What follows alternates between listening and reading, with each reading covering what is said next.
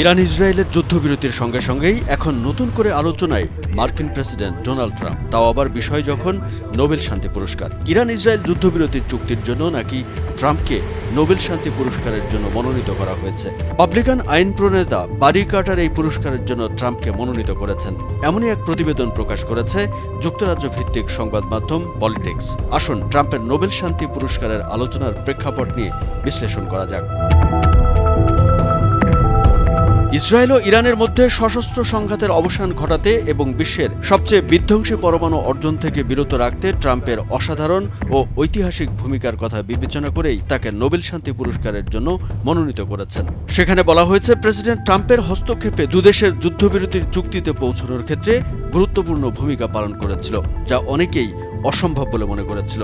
Nobel কমিটির সুপারিশে আরও বলা হয়েছে, ট্রাম্প ইরানের পারমাণবিক উচ্চাকাঙ্ক্ষা রোধ করার জন্য এবং ইরান যাতে পারমাণবিক অস্ত্র অর্জনে সক্ষম না হয় তা নিশ্চিত করার জন্য সাহসী ও সিদ্ধান্তমূলক পদক্ষেপ নিয়েছেন। এবার আমরা ইরান ইসরায়েল যুদ্ধের শুরুর দিকটা বিশ্লেষণ করতে চাই। ইরান পারমাণবিক বোমার দোরগোড়ায় পৌঁছে গেছে দাবি করে 13 জুন হামলা করে বসে ইসরায়েল, আর এই হামলার প্রত্যক্ষ পরোক্ষভাবে সহযোগিতা করে খোদ যুক্তরাষ্ট্রও। এই সংঘাতের মধ্যে 21 জুন ইরানের যুক্তরাষ্ট্রও সরাসরি হামলা করে বসে। জবাবে একদিন পর 23 জুন কাতারে মার্কিন সামরিক ঘাঁটিতে ইরানের হামলার মধ্য দিয়ে হঠাৎ যুদ্ধবিরতির ঘোষণা দেয় ট্রাম্প। এমনকি ট্রাম্পের যুদ্ধবিরতি ঘোষণার পর ইরানের হামলা চালানো এবং ইসরায়েলকে সমর্থন জানানোয় ট্রাম্পের প্রতি কৃতজ্ঞতা প্রকাশ করে বার্তা পাঠায় তেল আবিব। ইরানে ইসরায়েলের হামলা হঠাৎ কোনো বিষয় নয়, এই পরিকল্পনা পূর্ব পরিকল্পিত, যে কারণে যুক্তরাষ্ট্রের প্রেসিডেন্ট ডোনাল্ড ট্রাম্প কখনো ইরান ইসরায়েলের হামলায় জোরালো সমর্থন জানিয়েছে, কখনো তিনি নিজের এই অবস্থান থেকে কিছুটা দূরে সরে গেছেন, আবার কিছু সময় পর আবারও সমর্থন করতে দেখা গেছে। এই ধরি মাছ নাচুই পানি অবস্থানে থেকে ট্রাম্প যে অন্য কিছু হাসিল করতে চায় তা পরিষ্কার বোঝা যাচ্ছিল।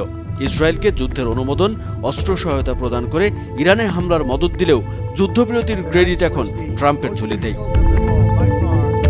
এর আগে ভারত ও পাকিস্তানের মধ্যে সংঘাতের পর যুদ্ধবিরতি হয়েছে 1 মাসেরও বেশি সময় আগে, কিন্তু এর কৃতিত্বের দাবি নিয়ে এখনও চলছে বিবৃতি পাল্টা বিবৃতি, যা সংশ্লিষ্ট পক্ষগুলোর মধ্যে অস্বস্তির পরিবেশ তৈরি করেছে। যুক্তরাষ্ট্রের প্রেসিডেন্ট ডোনাল্ড ট্রাম্প কয়েক দফা বক্তব্য দিয়ে দেশ দুটির সংঘাত থামানোর কৃতিত্ব দাবি করছেন। মার্কিন প্রেসিডেন্ট ডোনাল্ড ট্রাম্প বলছেন, তারই মধ্যস্থতায় দুদেশের চলমান সংঘাত থেমেছে, কিন্তু ভারত পাকিস্তান সংঘাতের উস্কানির জন্যও যুক্তরাষ্ট্রের বিরুদ্ধে যথেষ্ট অভিযোগ রয়েছে।